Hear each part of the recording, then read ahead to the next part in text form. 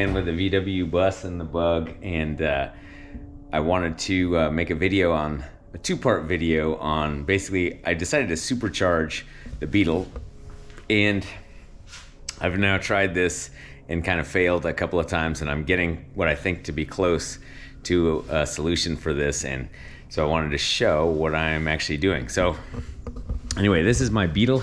This is the 61 body on a 65 chassis.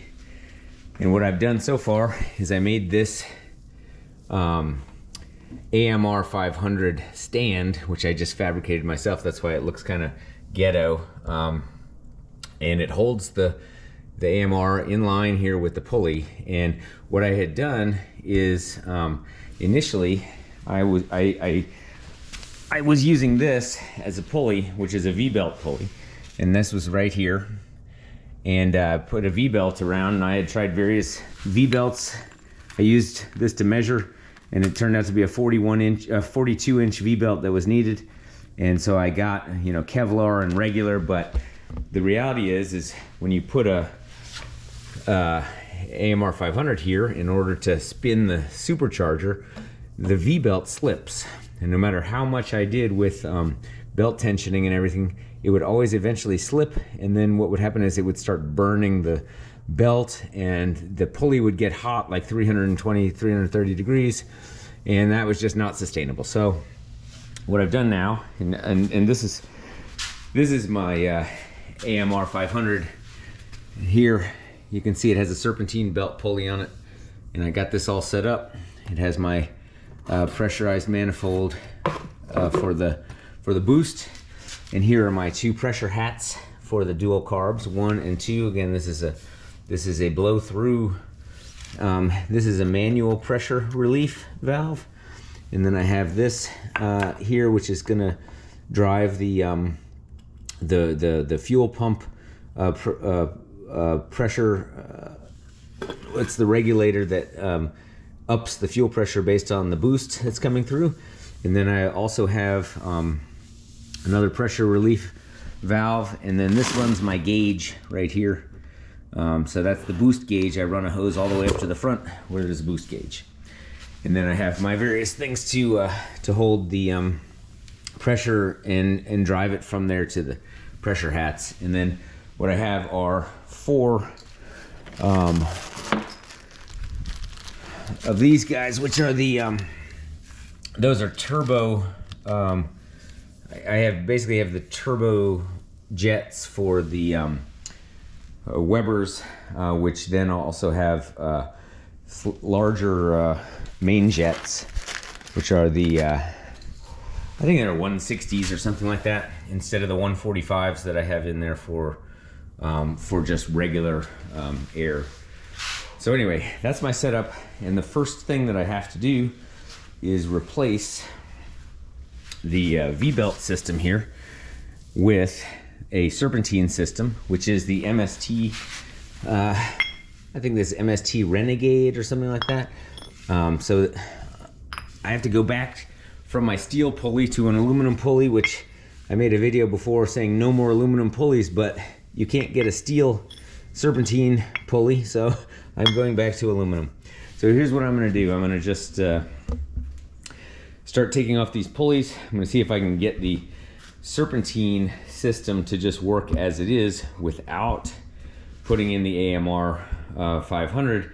The thing is about the AMR 500 is the intake comes out right here, and I'm not sure how, when I do the tensioner, if I use the place you're supposed to put it, which is here, that'll probably get in the way of where I currently have my air intake for the supercharger. So I may have to figure all that out, but for right now I just want to get the main engine working using the new serpentine pulley. So let's do that, and let's see if I can. I'll just set this camera up here, and I will. Let's see.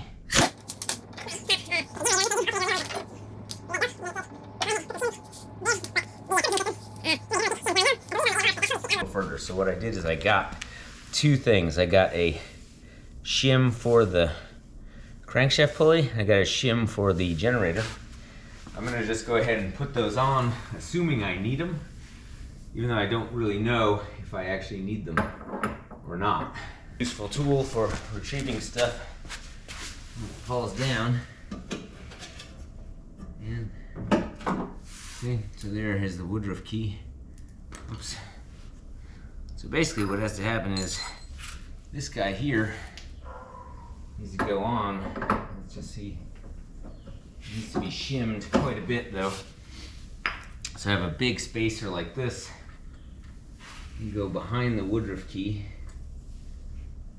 Then put on the woodruff key itself. So really what I wanted to make sure of is how well will it line up with the AMR 500 given my current bracket. So,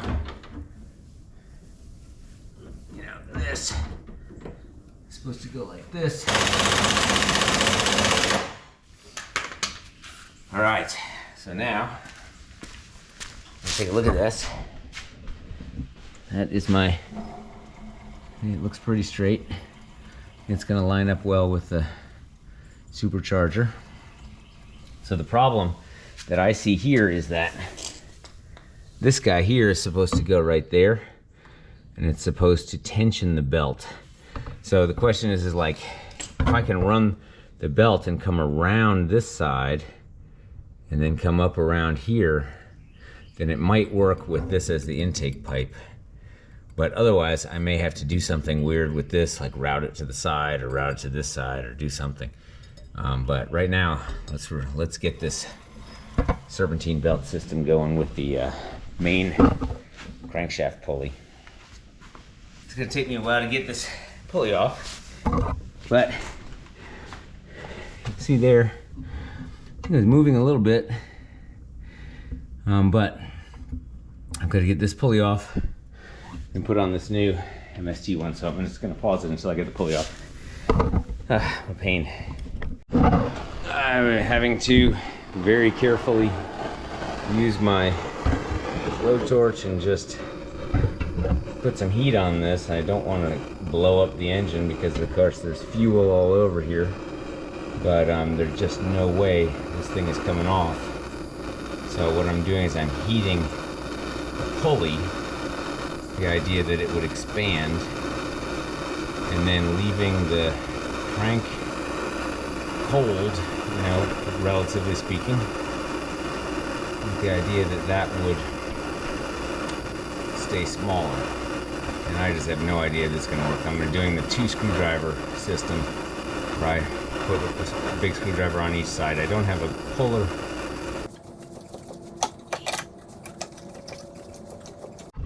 Okay, this is the only way I can get this to work. I got a pull hammer and set it up on there. Barely fits.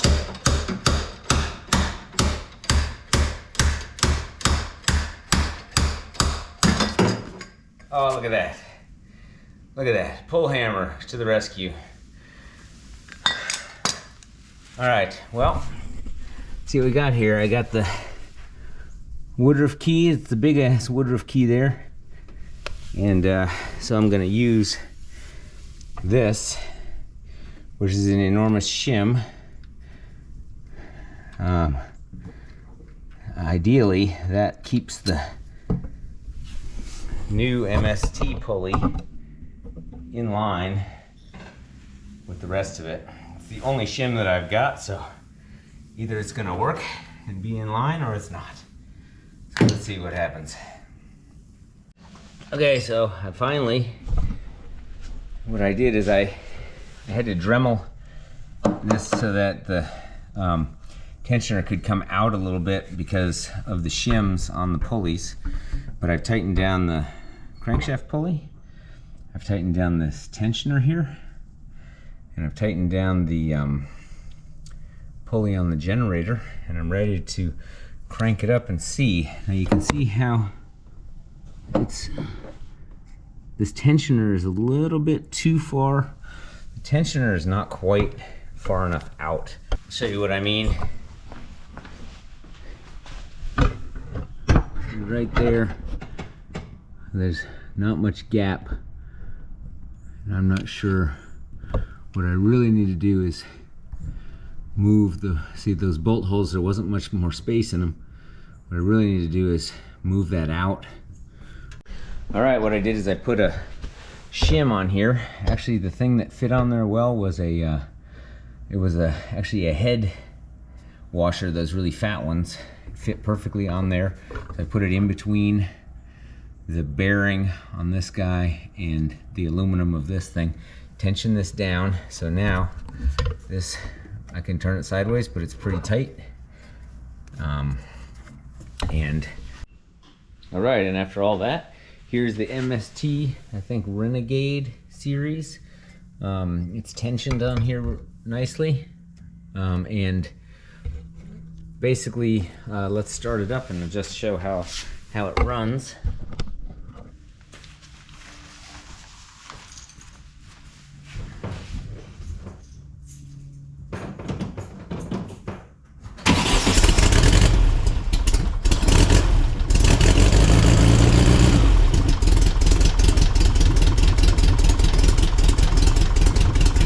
Cold this morning, so but if you look at this, look at the alignment. It all looks good.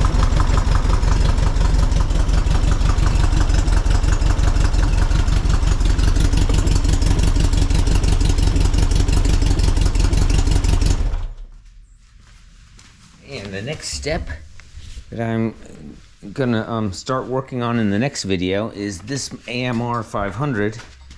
Just want to show that this goes on here as the supercharger, and it looks like it might miss this location. Well, let's take a look.